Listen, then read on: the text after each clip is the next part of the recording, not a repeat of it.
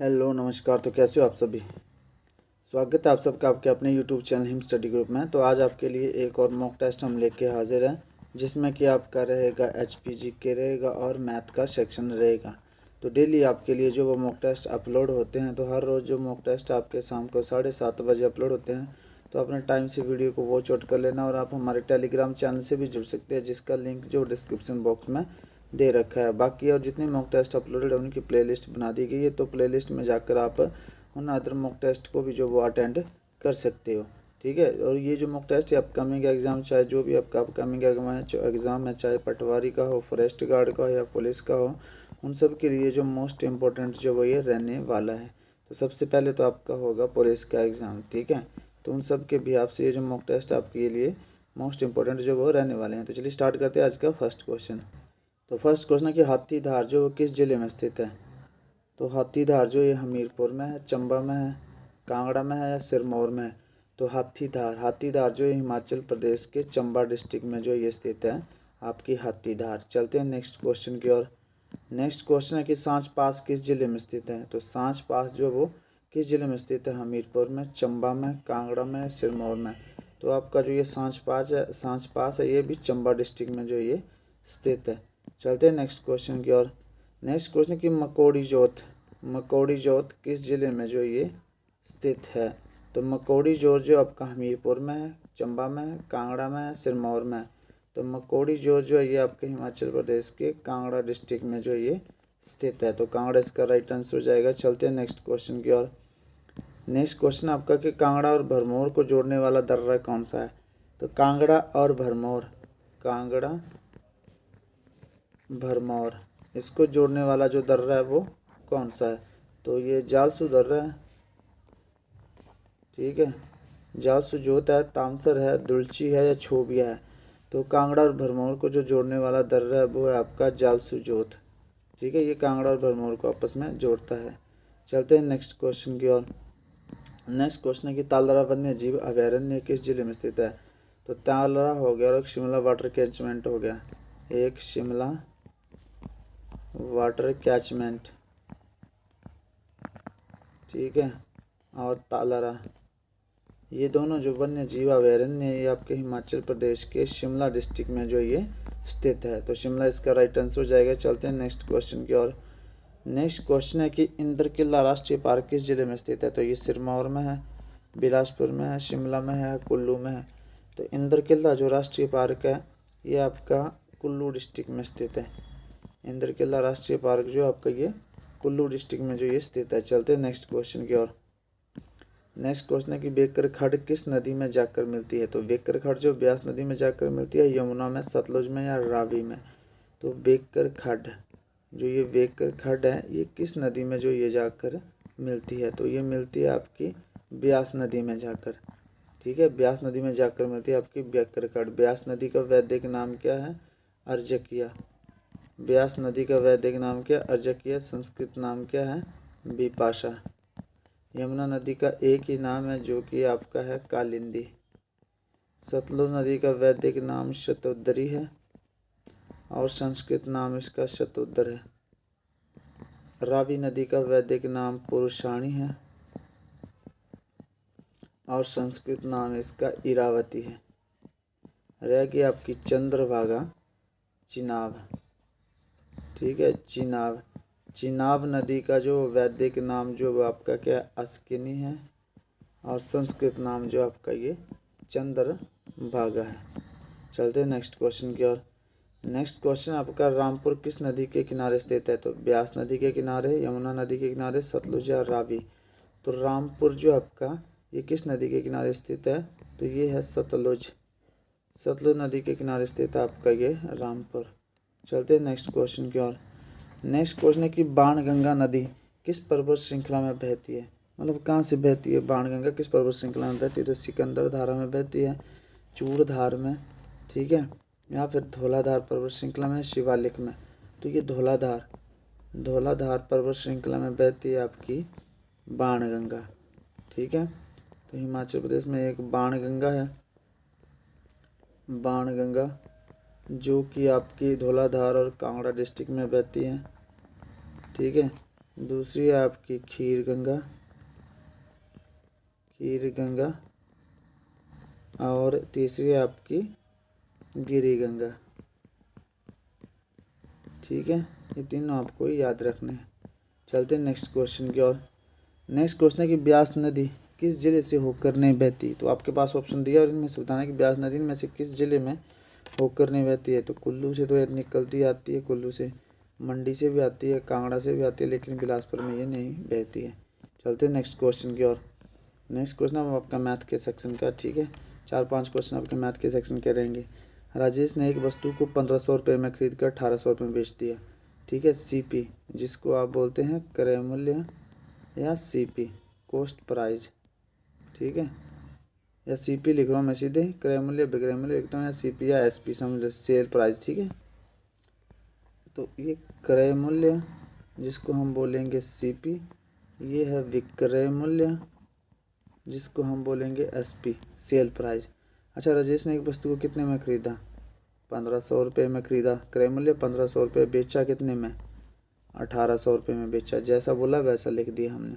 ठीक है, तो बोला उसका लाभ प्रतिशत ज्ञात कीजिए। लाभ जो प्रतिशत में ज्ञात करना है, तो जो कटता है वो काट लो। ठीक है, ये रेशो में आ गया। ठीक है, ऐसे रेशो में रख लो। तो अब ये कितने से जा रहा है? 3 से जा रहा है। ठीक है, तो ये आ जाएगा 3:5:6, क्योंकि 3 5 जा 15 और 3 6 जा 18। ठीक है, अब ये बताओ ये वस्तु कितने में खरीदी? 5 में खरीदी, 6 में बेची। ठीक है, तो कितने का प्रॉफिट हुआ? 1 का प्रॉफिट हुआ। कितने पे हुआ? 5 पे हुआ। हमेशा जो प्रॉफिट निकलता है वो आपका प्रॉफिट और लॉस जो होता है वो हमेशा क्रय मूल्य पे होता है, CP पे होता है। ठीक है, ये याद रखेंगे, क्रय मूल्य पे होता है जो भी आपका प्रॉफिट और लॉस होगा। ठीक है, तो 1 रुपये का प्रॉफिट हुआ, कितने में से हुआ? 5 में से। तो 1 रुपये का प्रॉफिट हुआ। मैंने आपको बताया कि जो क्रय लाभ और हानि हमेशा क्रय मूल्य पे निकलता है, CP पे निकलता है। तो 1/5। अब प्रॉफिट परसेंटेज पूछा है तो 100 से मल्टीप्लाई कर दो, तो 5 दूनी 10 है, तो ये आ गया आपका 20%। तो इसका जो लाभ प्रतिशत है वो है 20%। चलते हैं नेक्स्ट क्वेश्चन की ओर। नेक्स्ट क्वेश्चन है कि अगर किसी वस्तु को 46,000 में बेचा गया और 15% का लाभ कमाया गया तो वस्तु का क्रय मूल्य ज्ञात कीजिए। तो ये 15% है, परसेंटेज में। ठीक है, तो परसेंटेज 15% में, तो सबसे पहले तो आपको परसेंटेज वैल्यू पता होनी चाहिए। तो इसकी 15 की परसेंटेज वैल्यू कैसे निकालेंगे आप? तो ऐसे करेंगे 15/100, 5 × 15 और 20×100, तो ये 3/20 इसकी परसेंटेज वैल्यू आ गई। ठीक है, ये आपकी परसेंटेज वैल्यू आ गई। तो 3/20, ये 3/20 आपकी वैल्यू आ गई। तो अब ये CP और SP यहीं से निकल जाएंगे। ठीक है, CP कितना, मतलब कोई वस्तु है जो मतलब 46,000 रुपये में बेचा गया और 15% लाभ कमाया गया। ठीक है, तो वस्तु का क्रय मूल्य ज्ञात कीजिए। अच्छा, लाभ ये जो है 20 निकला आपका, ये 20 क्या आपका वस्तु का CP है, क्रय मूल्य, परसेंटेज वैल्यू है 3/20 ना। तो इसमें जो ये 20 क्या आपका ये क्रय मूल्य, नीचे वाला हमेशा क्रय मूल्य होगा इस ऐसे क्वेश्चन में। ठीक है, क्योंकि बोला गया कि 15% का लाभ कमाया गया, 15%, तो क्रय मूल्य कितना आ गया? 20। लाभ कितना आया कमाया? 3 का, तो विक्रय मूल्य कितना होगा? 23 हो गया। समझ गए इतनी की बात है? ठीक है, 15% का लाभ कमाया गया ना, तो ये 20 की वस्तु थी, 23 में बेची, तो ये 3 जो इसका ये लाभ है, तो 23% हो गया। ठीक है, अब बोला गया अगर इस वस्तु को 40,000 रुपये में बेचा गया, CP कितना? 20, SP कितना? 23। यहाँ SP कितना दे रखा है? सेल प्राइस 40,000, तो ये 23 पार्ट की वैल्यू दे रखी है 40,000। तो 1 पार्ट की वैल्यू कितनी होगी?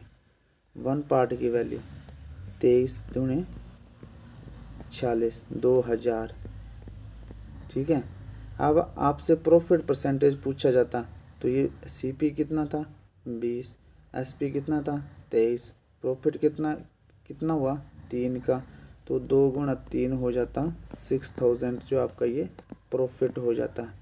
लेकिन क्या पूछा आपसे पूछा वस्तु का क्रय मूल्य CP, तो ये जो 2000 निकली है 1 यूनिट की वैल्यू, इसको आप 20 से मल्टीप्लाई कर देंगे। ठीक है, तो ये कितना आ गया? 2 दूनी 4, 40,000। 40,000 जो आपका ये ये आ जाएगा आपका CP क्रय मूल्य। ठीक है, सिंपल सा क्वेश्चन है, तो इजीली आप सॉल्व कर सकते हो ट्रिक बेस से इनको।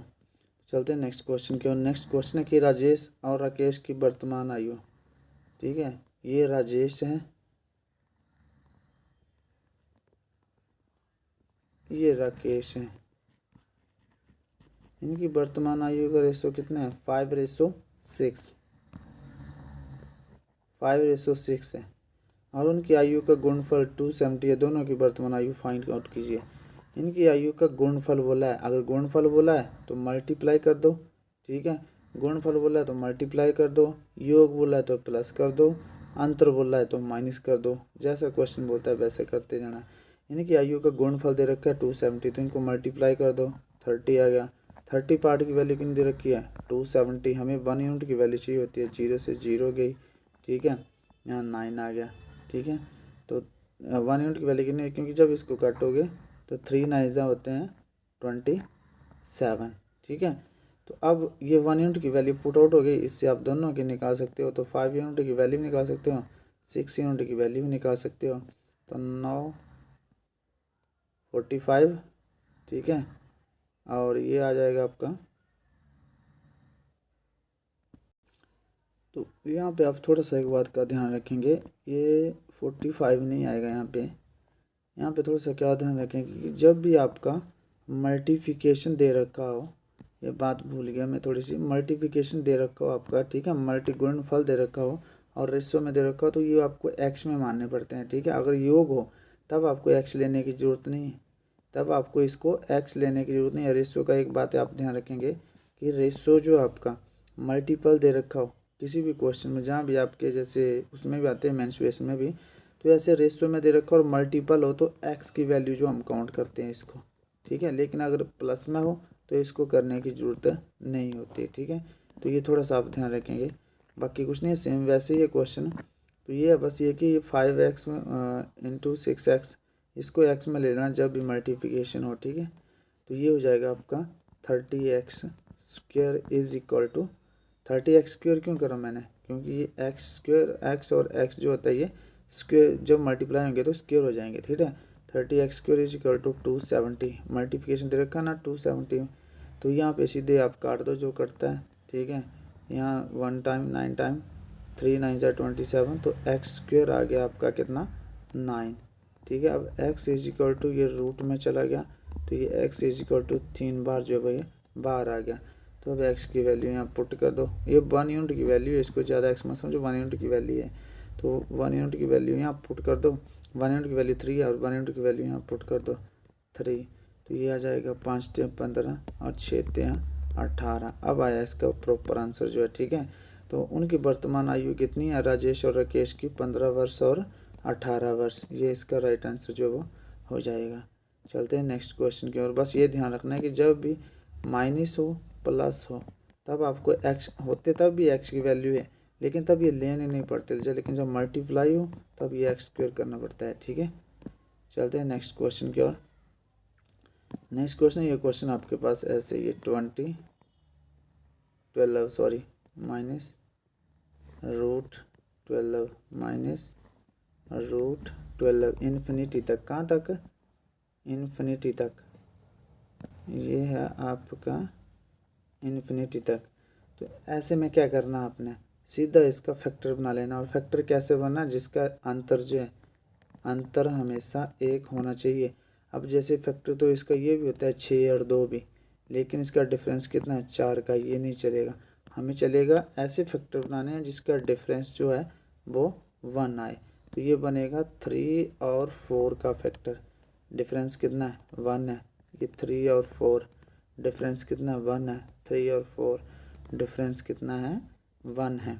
तो अगर माइनस का निशान है, ये माइनस का निशान है ना, तो छोटा आंसर हो जाएगा 3 इसका राइट आंसर हो जाएगा। अगर माइनस का निशान है तो छोटा आंसर जो वो छोटे वाला, और प्लस का निशान है तो बड़ा फैक्टर आंसर। ठीक है, जो बड़ी फैक्टर होगी वो इसका आंसर हो जाएगा। तो सिंपल से क्वेश्चन होता है ये, इसका 3 आंसर हो जाएगा। चलते हैं नेक्स्ट क्वेश्चन की और। नेक्स्ट क्वेश्चन है आपका अब ये बोर्ड मास का है, थोड़ा सा इसमें बोर्ड मास रूल लगेगा आपका। ठीक है, तो बोर्ड मास, जैसे आपको पता है बोर्ड मास ये लगता है, मतलब पहले ब्रैकेट सॉल्व होगी, फिर ऑफ सॉल्व होगा, फिर डिवाइड सॉल्व होगी, फिर मल्टीप्लिकेशन, फिर एडिशन, फिर सब्ट्रैक्शन। तो यहाँ पे लिखा है 12 divide by 4 multiply by 4 plus 56, ठीक है, प्लस कितना आपका 56। तो पहले काट दो, 3 टाइम गया, अब आ गया आपके पास मल्टीप्लिकेशन रह गया, तो 12 आ गया प्लस 56, क्योंकि फिर मल्टीप्लिकेशन है, ये मल्टीप्लिकेशन कर लिया, पहले हमने डिवाइड कर लिया, 56 आ गया, तो ये कितना आ गया 8 6, जो आपका ये आंसर आ गया 68। तो ये था आपका आज का सेशन, 15 क्वेश्चन टोटल, इसमें से आउट ऑफ आपका स्कोर कितना होता है आप कमेंट सेक्शन में कमेंट करके जरूर बताएंगे। तो मिलते हैं नेक्स्ट वीडियो में, तब तक के लिए जय हिंद जय भारत।